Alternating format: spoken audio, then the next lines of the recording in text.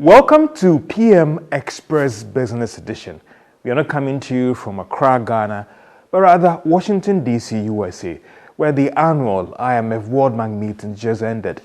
But for us at PM Express Business Edition, this is a special edition where we focus on several sectors of the Ghanaian economy as we engage some distinguished personalities when it comes to the energy, parliament, and also lending to the agricultural sector and even small and medium-sized enterprises as we engage the Chief Executive of Development Bank Ghana, Chairman of Parliament's Account Committee, and also the Chief Executive or the Executive Director of ASEP, that is Benjamin Boakye. I know in your busy meetings here and being able to grab you to talk to you, the oil sector, and a lot of things have happened in this space. It appears that it is not moving as fast as we want. And these are stuff that time waits for no man, some will say. What is happening to Ghana's oil space that we understand that production is dropping, investments are not coming in? What are we not doing right? Or what are we doing wrong that it's stalling the pace of growth that everybody was expecting, that by now we are way up there when it comes to exploration and production? Thanks, Josh, for having me. I think a lot of the projections that Ghana actually made back in 2019 was largely informed by the prospect of the oil industry. And therefore, some of the borrowings that we saw coming up was an anticipation that we will have more oil revenues. We're expected to grow our production to around 400, 500,000 barrels per day. Because of some signals that we saw, investors were more interested in Ghana. We had 3 fields coming on stream. Aker's field was a prospect that we thought could also come on stream. We had Block 4, which was much more promising, ENI, to go in aggressively, explore and produce the oil. We had about 60 applications in 2018 for our oil blocks that we actually launched to attract investment. So the investor appetite it was all signaling that people were interested in Ghana, and suddenly nobody was interested, and because the investment climate shifted, government decisions was erratic and poor. Some basic decisions that you would have thought that science would inform those decisions were rather being informed by personal interest and also political economy and political settlement questions, rather than deep scientific evaluation of the situation. And one of the typical things, really, because if you have a company like ENI... And then before you go into the ENI issue, I know an oil firm that is currently waiting for that approval to be granted. It appears that it dragged so long that it impacted on their ability to even borrow to finance their exploratory activities as well. How did this delay in the uncertainty and government dragging its feet on approving these plan of development for some of these oil exploration firms also play a role in affecting the exploration and development of our field? No, I think it plays a major role. Could it be a major role for what is happening now? It plays a major role, but I think in that conversation there is always a negotiation. What we haven't done well is follow strict rules, because there are rules in the agreement, how long it takes for you to approve. If you have comments, how long it takes for you to revert to the companies. So in that space, we haven't done too well following our own timelines, and also in some instances demanding that the companies provide the necessary information for us to do it. I mean, in the case of Aker, for example, they have missed timelines, several timelines to actually get to FID, even submit a plan of development, and we were not chasing them for it. And what for whatever that, reason. Now they have gotten the approval, and they are still not submitting FID, financial closure to the project, for us to know whether 5 years or 3 years down the lane we'll be able to produce oil from that field. It comes also to the question about how attractive your terrain is. Because if the investor is struggling to raise money, it also reflects on the context. Because if they are not getting money, then there's little you can actually do. And the investors are always looking for terrain that is much more attractive. And that's why the conversation about how Ghana suddenly became unattractive is extremely Would you describe our sector, and sorry for that interjection, now that we are kind of unattractive now? Because this is a sector that ExxonMobil wanted to play in this space. And so what has suddenly, is it the regulatory challenge or the political challenge that has made investors sit back a little bit, but for some would say unattractive, if that is your position now, and what has caused that? I think broadly it's been politics and not And science. it's the fact that you see the oil sector as unattractive to investors now. It's not been. I think Exxon, for example, got their contract around end of 2018. They wasted a whole year trying to find who a local content partner could be, because government didn't want them to use their own selection. You know, and if somebody has to go and explore oil, they need to identify who has capacity to be able to partner them to actually explore. And Ghana government wanted to impose a local content partner, which Exxon rejected because of US laws and corruption issues. And eventually they had to settle on GOIL as a compromise, you know, for GOIL to partner them, without us critically analyzing whether GOIL even had the capacity to invest in that oil.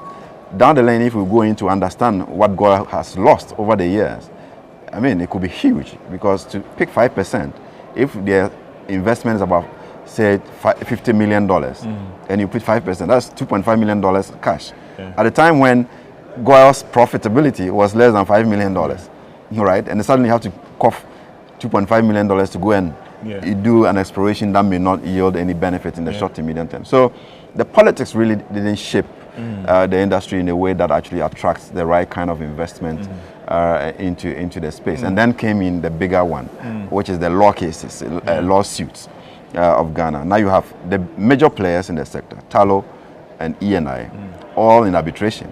Tax issues, and then also commercial development issues, which for me could be addressed if we are really tactful. Sometimes it's not just about being right or being wrong. It's about also projecting to see the implication of your decisions.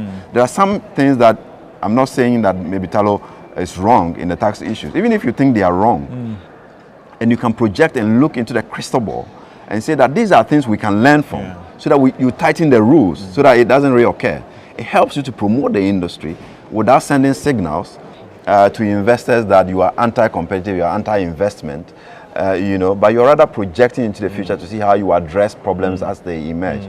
And then you have another one, ENI's one, which we clearly saw that Ghana's case was terrible. I mean, why is it terrible? Because government had argued that they have a case based on what ENI or Springfield has submitted to them. They still feel that there's a need for unitization. Now Springfield is now going back to do further works.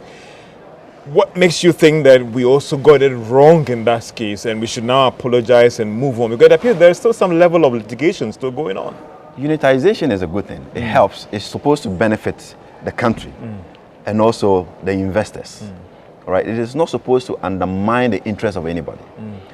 If you want to unitize, the first question you ask yourself is, what is the benefit to the country? Right? So you want to make sure that one infrastructure can be used to serve some fields and also to prevent multiple investment. For example, if it's the same reservoir, then doing 2 FPSOs only increases the cost to the state. So you want to avoid that. Even in situations where the wells, the discoveries are not connected, proximity can also cause those unitizations. But critically, you have to have common sense conversation with the parties involved for them to appreciate the need to do the unitization. And the way to deal with it is to allow the science to prove that it makes sense to actually unitize. Did the science not prove, the data didn't back the argument that indeed it makes sense to unitize these two fields? It was clear to all of us that the clear science... to government, clear to all the actors that for government, I don't know whether, to court, I don't know whether it because it was based on data submitted to them. I always struggle to conclude that it wasn't clear to government, because that would also mean that all the institutions, GMPC, Petroleum Commission, the Energy Ministry, they were incapable. That's what I will be saying. Because, so it then brings in the political economy issues. What would let government take such a decision when it was clear to every industry player that the decision was not based on science? It was not the right time to take that decision, because you need to prove commerciality. You need to prove that the volume that has been discovered on the other side that you want to unitize can actually be produced commercially, so that you are not bringing in George Wiafe to only come and benefit, you know, on a producible or a producing asset. Because when you come in to come and take part of the revenue, the state is shortchanged. The state is losing revenue that should have come to it and the other party. All right. So you need to make sure that the science actually prove that the fields ought to be unitized. And we said you need to prove further. You need to get on to do the necessary studies, the appraisals, and also establish that there is proper communication among the two fields so that the unitization could be understood. But Ben, it appears that from your end at ISEB, you are picking up fresh data that raises some serious questions about the Directive 1 and what was the basis of us going to court. Can you share that with us as well? So, when we said that the science was not ready, we were hoping that government would push for more studies on the field to establish that, in fact, the two fields are connected, and two, that the volumes in place are actually commercially viable, so that independently we can verify that those two things are actually cogent and they speak to the need to unitize the fields. And government wouldn't listen. They said the data that Springfield had presented to them was enough for them to take decisions, and they went ahead to unitize. But do you have a fresh data that supports your argument? Now, we checked the data that was presented to the government, based on which the unitization decision was taken. Then. Okay. And now, when the court ruled that the government was wrong, and therefore they should cause Springfield to go and do the appraisal and further studies. Now Springfield makes a presentation to government, and in that presentation, they make a very stark admission, quite subtle, that the volumes that they actually use to go to court are actually different from the volumes that they are now claiming on the field, which is far lower than the estimates that they used to go to court. Help us the 101 here, for those who don't appreciate their understanding in this whole oil business and exploration and all the rest, that they presented the data first that shows that to the layman there's a lot of oil quantity there that should negate digitization. And now what they have now shows otherwise. Help me out to those of us who don't appreciate the workings of the oil industry to appreciate what was presented then and what has been presented now. Right. So for volume calculation, just like water even in a pan or in a bottle, you want to know the extent, how wide the discovery is, or the bottle that you're looking at is, and then the depth of the oil in the bottle. So in the oil industry, they have what we call oil-water contact, because when you put oil in water, the oil will suspend on the water. So you want to know the level of the oil, and then how deep before it touches the water. So you measure the oil-water contact to know the volume of oil in place. So the oil-water contact that was given to government by Springfield before the court case was about 4,130 meters deep. And now, in the presentation that they are making for the appraisal program, that volume has now diminished to about 3,900, which actually shows that right from the beginning, they knew that the oil-water contact was lower than the number. We can allege for now that they knew, because we cannot independently establish whether. No, but they have given the data. They have given the data. Okay, they have not done any other work. Okay. So how now they show that the oil-water contact is now 3,900 and not 4,130 should clearly tell government today, if they are actually paying attention and following the science, that they were wrong from the beginning. There is no need to hold on to those directives, the unitization directive. They have to withdraw it. You want them to withdraw it they ASAP? Have to immediately withdraw it, because there are court cases in Ghana just because of on that directive. There are people who are actually wanted in Ghana. The courts have ruled, chasing the directors of ENI, chasing the directors of Vitor and their local partners because of those unitization directives. Yeah. And which investor want to put in money when the basic science actually shows that you are wrong and you are still recalcitrant? You don't want to retract. That is what you are urging government to do. What does this mean for this whole case? Because you are raising, there are legal issues as well. And if the basis for that directive itself, the data is wrong, with this revelation, which is quite serious and interesting, what does it mean for this whole case and this directive going forward? It makes it difficult for you to attract serious investors because it's so basic and fundamental for you to appreciate these numbers and take the right decisions. And if we are not taking the right decisions, every serious investor doesn't see the government to be a serious government. It doesn't see the Petroleum Commission to be a serious commission, first of all, for them to even ignore that data has changed from the time that you had to go to court. And now the company makes admission that the water oil contact is actually lower than what they estimated before, which they also gave you the data on.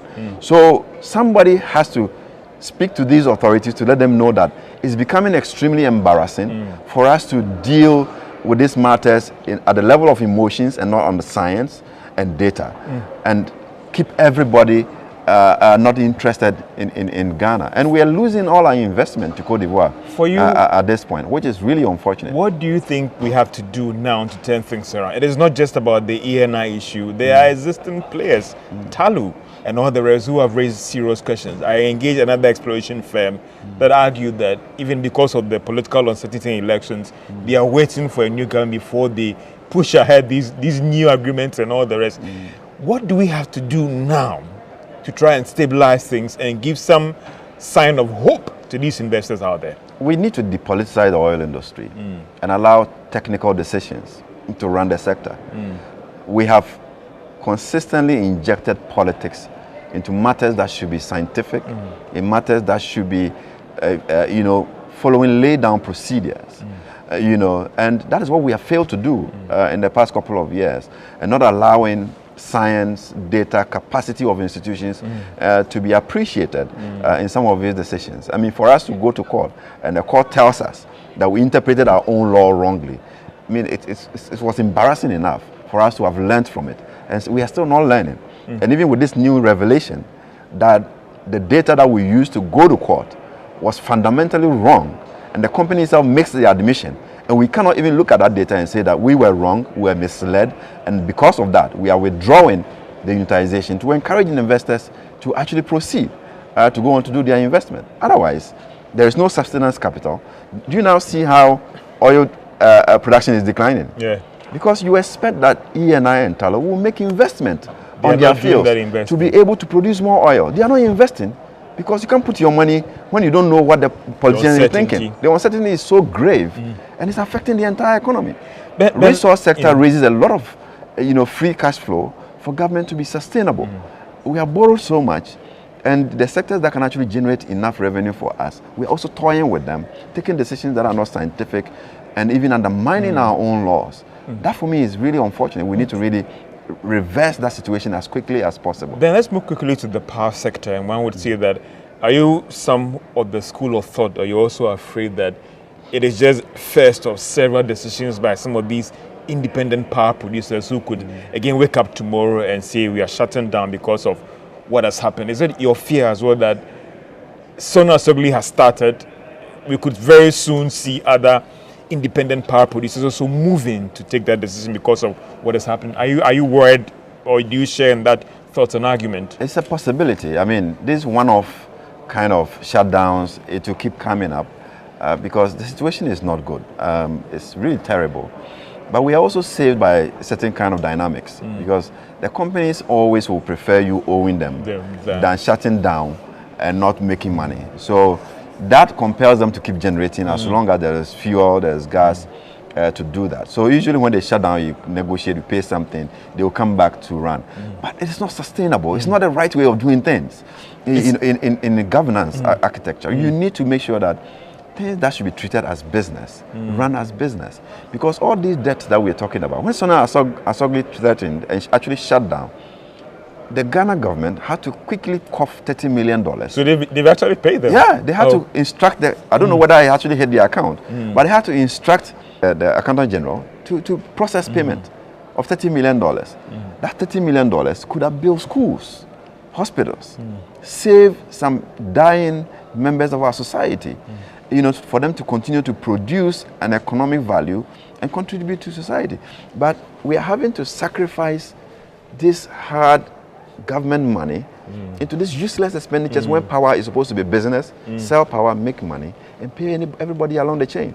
But politics doesn't allow us to treat power sector as business. And we keep accumulating this debt.